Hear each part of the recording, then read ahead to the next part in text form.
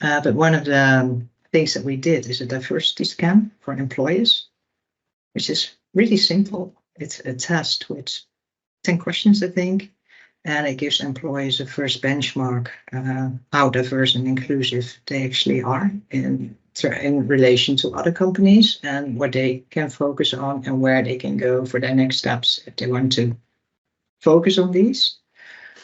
Another thing that we did, and which I liked a lot, is we drew up a learning community as this coalition from de Aanvalsplan Techniek. We called it Techniek Inclusief, which was a learning community with just 12 leading companies, 2 out of each sector. And from each company, that was the HR officer and the CEO joining in on this program. It was a half-year program where they came together every few weeks.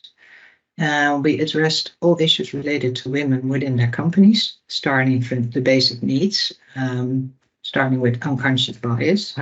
What is your perspective? How do you look at certain aspects? But also, if you walk through your company, what do you see, like calendars or other things, or is actually a dressing room for ladies? Can they reach the top drawer somewhere? Or you think about is there a lactating room? Which working conditions do you have, like working hours, maternity leave? I saw that before as well.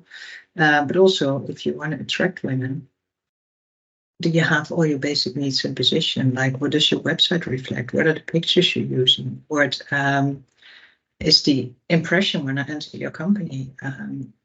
Do I feel attracted by it as a woman? And then we went to the next phase. Okay, let's say you have all your basic needs in place and you want to attract women.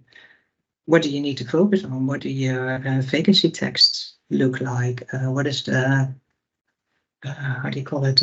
Pictures that you use, but also the list of questions that you ask. How inclusive are these? And would you ask the same question to men as you would ask to women? And do you think about your hiring manager? How biased is this person? And then we went on to the last part. Okay, suppose you have these women on board. What do you need to do to retain them? Because the back door is wide open. How do we keep them connected to your company?